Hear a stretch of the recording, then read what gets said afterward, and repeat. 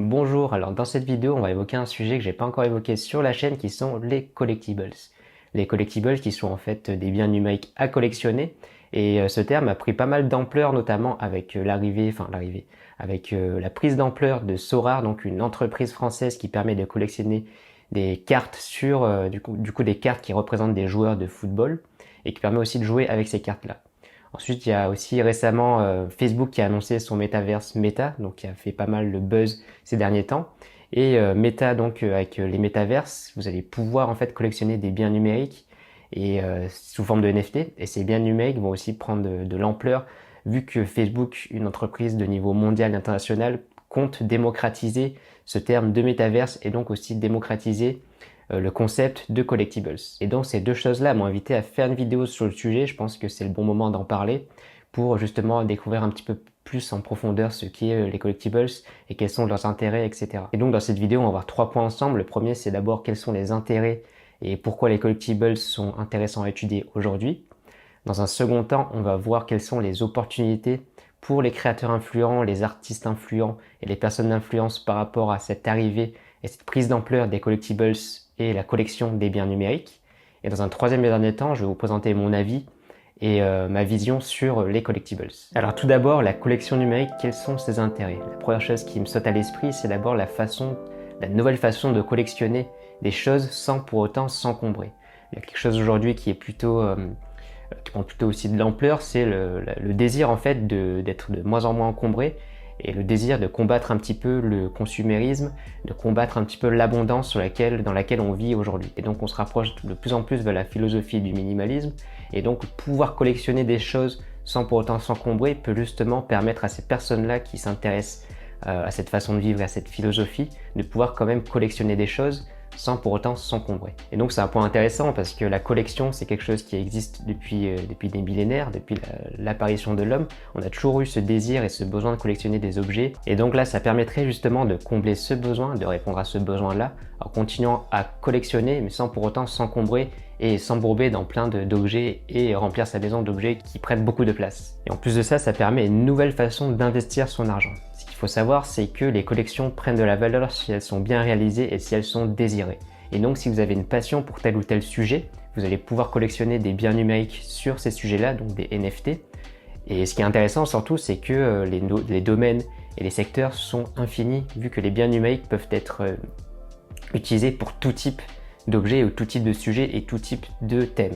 Donc ce qui est vraiment intéressant, c'est que ça peut toucher tout le monde entier dans le sens où il est possible de créer des biens numériques sur tout ce qui existe dans le monde. Et donc si vous avez une passion pour tel ou tel sujet, tel ou tel thème, tel ou tel domaine, eh bien vous allez pouvoir collectionner des NFT, donc des biens numériques sur ce sujet-là, et aussi espérer pouvoir justement combler ce besoin de collectionner, mais aussi pouvoir aussi investir votre argent dans quelque chose qui peut prendre de la valeur, qui a un potentiel d'une plus-value. Et donc là, ce qui est intéressant, c'est que vous pouvez associer ce plaisir de collectionner avec justement une nouvelle façon d'investir votre argent et faire une plus-value sur vos investissements. Et le fait que ce soit des collections numériques, ça facilite beaucoup les choses, ça facilite les échanges.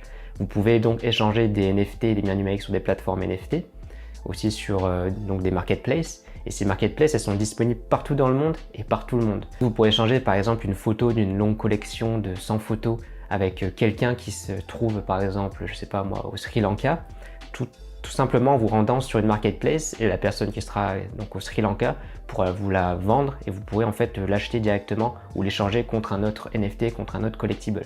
Et ça c'est la force donc d'internet et des marketplaces NFT, c'est que vous pouvez échanger n'importe quel type d'objet à collectionner, de collectibles, avec n'importe qui et partout dans le monde, où que vous soyez et à n'importe quel moment.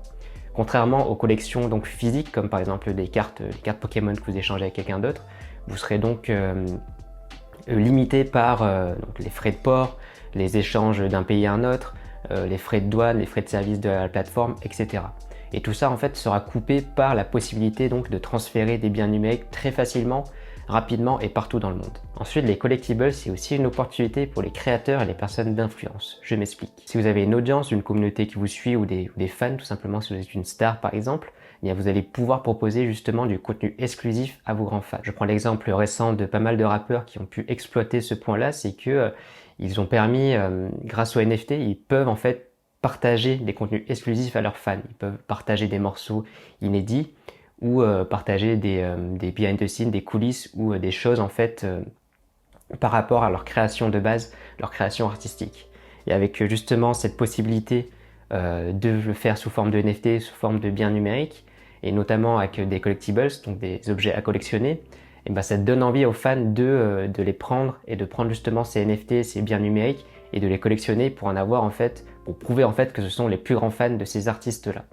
Et bien ça c'est une opportunité donc pour les créateurs d'influence qui ont en fait une nouvelle façon de vendre leur contenu et donc de vendre du contenu exclusif réservé uniquement à leurs fans, à leurs plus grands fans. Ensuite, ça se limite pas seulement à la musique, mais aussi au cinéma, par exemple avec l'exemple récent de Quentin Tarantino qui veut mettre en vente 7 scènes inédites sous forme de NFT, donc 7 scènes inédites de ses films, de ses titres, sous forme de collectibles, sous forme de NFT.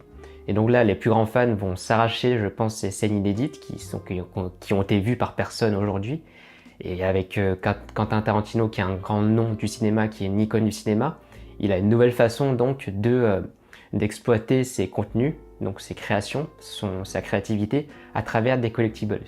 Et ça, c'est super intéressant parce que ces NFT, vu que c'est une personne d'influence, c'est une star mondiale, ces NFT je pense, vont monter très rapidement car il a une très grande influence sur le monde, il a une très grande audience. Et les plus grands fans vont s'arracher sous forme d'enchères ces 7 scènes inédites car ce seront les seules personnes, donc ce côté aussi authentique et unique des NFT, ce seront les seules personnes qui auront accès à ces scènes inédites. Donc imaginez la folie et l'euphorie que ça peut apporter à ces personnes qui collectionnent tous les films de Tarantino, mais aussi tous les objets qui peuvent être en rapport à ce réalisateur-là. Mais là, avoir des biens numériques, des collectibles, des NFT uniques dans le monde et surtout que ce sont des scènes inédites jamais vues par personne, vous pouvez imaginer comment les prix vont augmenter et comment l'enchère va se dérouler par rapport à ces 7 NFT que Tarantino va mettre en vente. Donc en plus de pouvoir proposer donc des contenus exclusifs avec notamment l'exemple des scènes inédites par Tarantino ou encore des musiques inédites par pas mal de rappeurs ou d'autres musiciens, et bien ça leur donne aussi l'opportunité de proposer des objets numériques à collectionner, donc des collectibles. Mais pas seulement donc des contenus exclusifs, mais aussi d'autres trucs à collectionner, comme par exemple faire des NFT hybrides. Là, je prends l'exemple des rappeurs qui, certains d'entre eux, ont des marques de vêtements à côté donc de leur musique et à côté de leur création artistique. Ils ont des marques de vêtements, donc un autre business. Et là, ça va permettre justement de lier ces deux choses-là plus facilement avec les collectibles et les objets à collectionner numériques. Je m'explique, en fait, imaginons qu'un rappeur veuille toucher ses fans qui suivent sa musique mais qui n'achètent pas encore de vêtements, mais ils vont pouvoir associer donc du contenu exclusif. Là, c'est vraiment une hypothèse, je sais pas si ça se fait déjà, mais ils vont pouvoir donc associer ces biens numériques, donc du contenu exclusif ou des musiques, des titres inédits, etc., avec un vêtement. Donc ils vont pouvoir en fait créer un truc que j'ai déjà évoqué dans le podcast ou dans d'autres vidéos, ce qu'on appelle des NFT hybrides. Et donc proposer par exemple un pull de leur marque associé avec un contenu exclusif de leur musique. Donc un titre exclusif, un titre inédit qui sera associé et qui sera possible à l'écoute si vous achetez par exemple un de leurs pulls de leur marque de vêtements. Et ça c'est un simple exemple parmi des exemples infinis qu'on peut faire justement avec ce nouveau concept de collectibles et de collection numérique, c'est que ça permet d'associer des choses qui existent déjà, des business qui existent déjà, et de les lier pour créer quelque chose de nouveau et quelque chose qui a un intérêt fort, comme par exemple pour un grand fan d'avoir le pull de son rappeur préféré, plus une musique inédite par rapport justement une musique inédite de son rappeur préféré. Et d'avoir les deux choses en même temps, ça va le pousser donc à prendre le NFT hybride et aussi donc à se mettre à la collection numérique et donc à nourrir un petit peu tout le business de cette personne d'influence, de cet artiste influent. Ça c'est un exemple dans l'univers de la musique et du rap, mais je pense que ce type de business model va naître et va apparaître pour pas mal d'autres secteurs et pas mal d'autres domaines. Il suffit que vous soyez une personne d'influence pour justement avoir une audience qui vous suit et des fans qui seront prêts à acheter ce genre de biens et acheter ce genre de collectibles. Et donc là, ça rejoint un petit peu le troisième point que je voulais évoquer sur ma vision sur le long terme par rapport aux collectibles. Je pense que justement, ça va, tout d'abord, ça va créer de nouveaux business models. Ce point-là, il rejoint ma vision par rapport aux collections NFT et aux biens numériques dans le futur, dans ce qui va se passer. Selon moi, je pense qu'on va avoir de plus en plus de créateurs d'influence, de créateurs influents et d'artistes influents qui vont se pencher vers de nouveaux business models comme le type de business model que j'ai expliqué juste avant. Le fait de pouvoir justement monétiser ces contenus numériques qui n'étaient pas possibles juste avant, ça va permettre de créer de nouveaux types de business, comme par exemple de vendre des NFT, donc de contenu exclusif, comme on a vu avec l'exemple de Quentin Tarantino dans le cinéma, et donc de faire aussi des NFT hybrides en combinant les différents business qu'on peut avoir, comme par exemple avec les marques de vêtements plus les créations artistiques musicales, avec d'autres types de goodies, ça peut être vraiment n'importe quoi. Certaines personnes vendent des t-shirts, d'autres vendent des cartes, d'autres vendent des posters, etc. Et bien combiner ça, un bien physique avec un bien numérique, ça va faire, je pense, une prise d'ampleur des NFT hybrides. Notamment, je prends l'exemple d'un peintre qui vend une version numérique de son œuvre. Et à côté de ça, il vend à son fan aussi une version physique, une carte ou quelque chose comme ça. Enfin, il y a plein de choses qui sont possibles avec ce nouveau monde des collectibles et des NFT hybrides. Et je pense qu'on va avoir pas mal de business qui vont se créer autour de ça dans les années qui suivent. Et justement, l'arrivée des collections numériques, je pense que c'est un retour dans les mœurs par rapport aux objets à collectionner, où on va avoir de plus en plus de personnes qui vont se réintéresser à la collection, car ça facilite tellement le processus dans plein de points qu'on a vu dans la première partie de la vidéo. Par exemple, ça facilite la façon d'échanger avec de nouvelles personnes, d'échanger partout dans le monde et avec n'importe qui. Ça facilite aussi la façon donc de collectionner les choses sans besoin d'encombrer sa maison ou son appartement. Et en plus de ça, il y a une nouvelle façon donc de collectionner qui peut aussi permettre aux personnes qui s'intéressent vraiment, qui sont vraiment fans sur un sujet, de collectionner, donc d'allier ce plaisir de collectionner des biens et des biens numériques, mais aussi d'investir leur argent. Si par exemple vous êtes vraiment intéressé sur un thème et vous êtes vraiment calé sur ce thème-là, vous savez que ce thème et les objets à collectionner, qu'il y a un marché derrière ça, vous pouvez aussi investir dans ce côté-là. Et donc là, ça comble vraiment ce besoin et ce plaisir de collectionner avec la possibilité de placer son argent quelque part. Bon, voilà un petit peu mon avis sur les collectibles aujourd'hui, ce que ça peut apporter donc au monde et notamment au monde de la collection et ce besoin qu'on a de collectionner des objets depuis si longtemps, ancré donc sur l'homme et sur l'humain depuis sa naissance.